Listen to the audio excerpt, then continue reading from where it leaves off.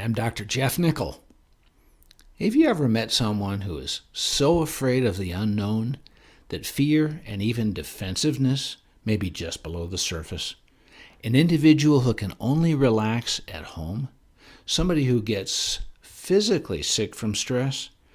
Pets can struggle mightily with this kind of affliction, and some of them actually improve. Lulu is a really sweet female Australian cattle dog, and she's mighty cute too.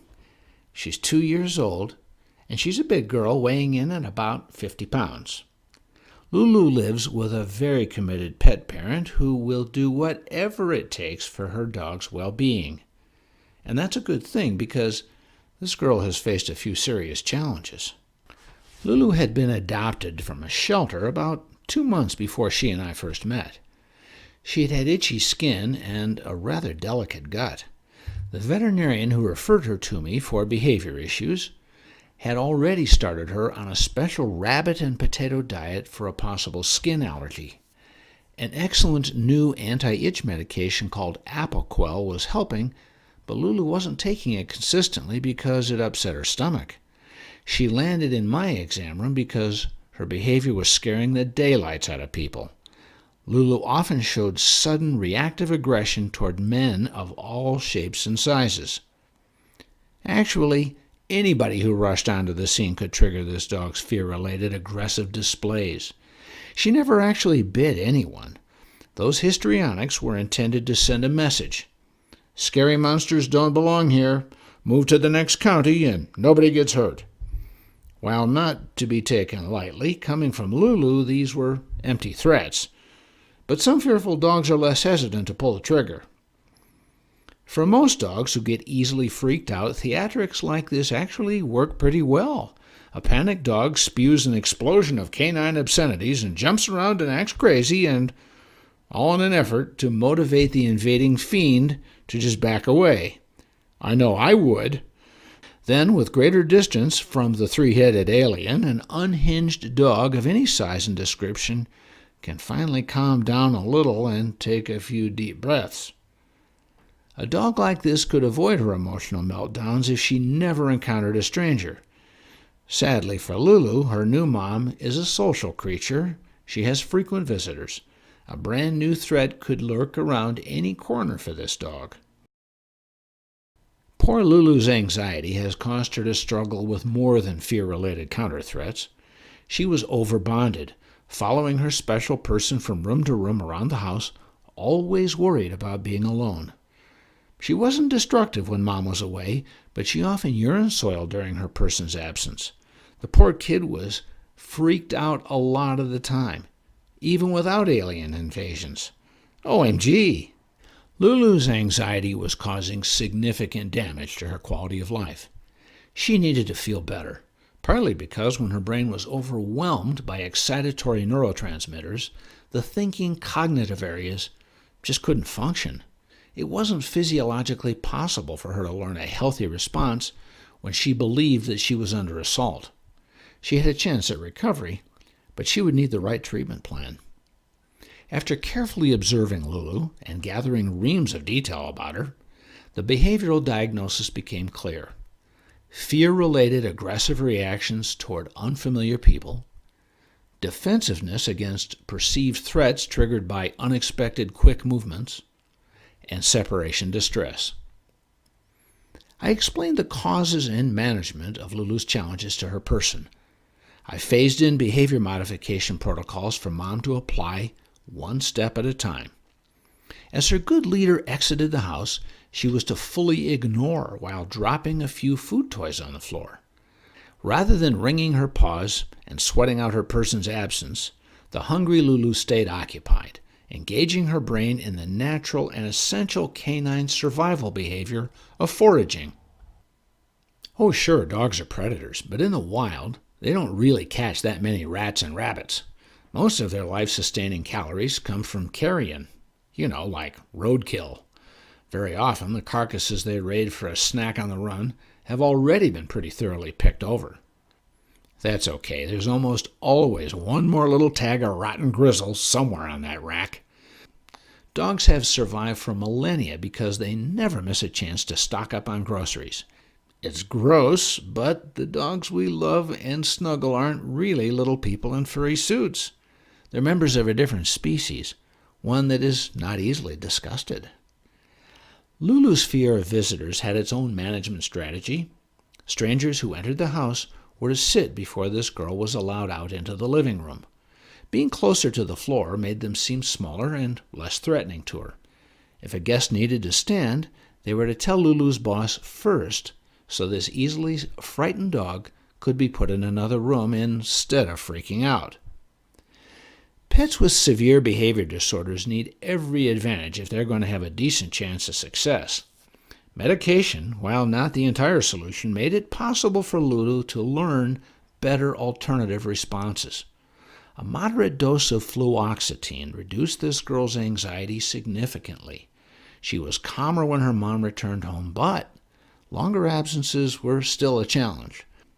When Lulu was left in the care of an overnight pet sitter, diarrhea became a consistent indicator of her stress.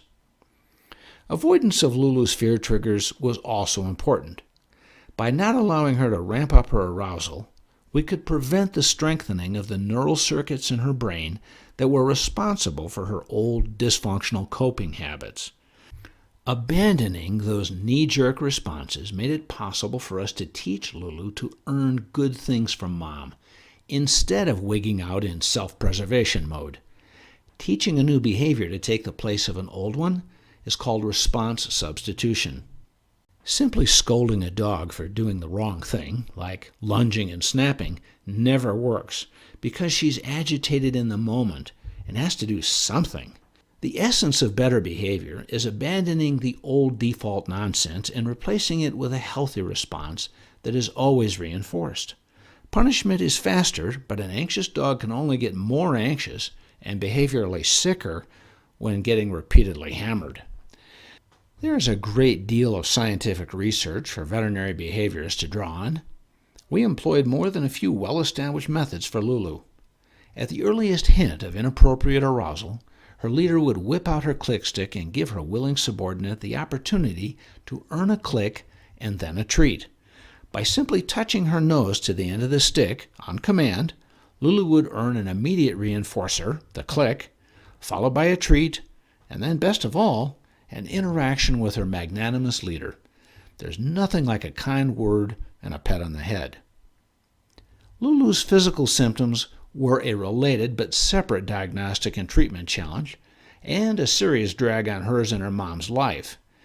There is a clearly understood connection between the brain and other body systems. When Lulu was boarded or left in the care of a pet sitter, this overbonded girl struggled with diarrhea and often vomiting, too. Following one stint at the kennel, Lulu broke with a mange lesion on her face.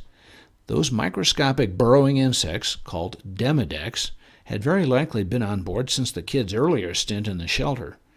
With a serious stress to her immune system, while separated from her person, those little mange bugs were able to run amok. An oral medication called NexGard will reliably rid her system of those annoying mange mites. But back in the day, mange could be a tragic and sometimes fatal affliction. Modern medicine is a very good thing, but Lulu's intestinal issues would actually be the greater physical challenge. The underlying causes of stress-related diarrhea can be deeply rooted. Even after Lulu's last bout was brought under control, I still heard a whole lot of active gut sounds with my stethoscope. Belly growls are one thing. This poor girl's GI tract was way too active. It could not have been comfortable. We're taking Lulu's long-term GI management one step at a time. Right now, we're giving her a probiotic called Proviable to repopulate her intestines with healthy bacteria. If she doesn't turn the corner soon, she'll need a more advanced diagnostic workup. There is no shortage of commitment to this girl's well-being. Lulu's life hasn't been a cakewalk, but she's doing much better. Behaviorally, she's made real progress. She's calmer around unfamiliar people and hasn't threatened anyone's life because she doesn't believe that her own is at risk anymore. Based on my training and experience, I predict that we'll also get ahead of her physical issues. In some ways, the specialty of veterinary behavior medicine is more challenging than the diagnosis and treatment of internal disease. We really don't cure pets with malfunctioning neural circuits in their brains. Instead, we custom-fit research-based treatments to bring out their best. In the end, these pets and their people adapt, and to some extent, they play the hand they've been dealt. Teaching better alternatives and reinforcing them for a lifetime is the essence of lasting improvement. And for most pets with behavior disorders, the results are actually pretty darn good. I'm optimistic for Lulu. That assessment is based on more than my behavior residency and my years in veterinary practice. Lulu's person, her leader, has a can-do attitude. Her dog has already learned to abandon her old fear-driven defensive reactions. Long-term, Lulu's diminished stress will allow her immune system to rally and do his job more effectively. Her skin and her GI tract should stay healthier even when she's stressed. I see her continuing to get better. Over my career, I've ridden the roller coaster of success with many pets and disappointment with a few others. There are lots of factors in every case, but resiliency, both physically and emotionally, is what matters most. I don't know if you can teach that trait to anyone of any species, but I've seen the example from a consistent and committed leader shift the mindset of a willing student. Lulu the dog is optimistic because her person is. Life is just full of lessons, isn't it? Lulu's mom has faced adversity, but she stood tall and adapted. Her self-assurance and confidence are infectious. Her dog recognizes it, and so do I. People like this good lady bring out the best in everybody around them, including their pets. Her underlying belief in kindness has made it possible for her dog to succeed. I've been inspired by her, and by Lulu too.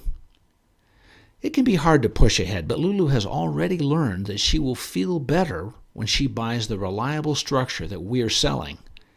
She may have wanted to be just like Lassie, but even Lassie wasn't really Lassie. They had a handful of collies playing that part because no one of them was perfect at everything. Lulu, well, we're just trying to help her be the best Lulu she can be. I hope you found this information on dogs and their people helpful, and I invite you to share it with your pet-loving friends.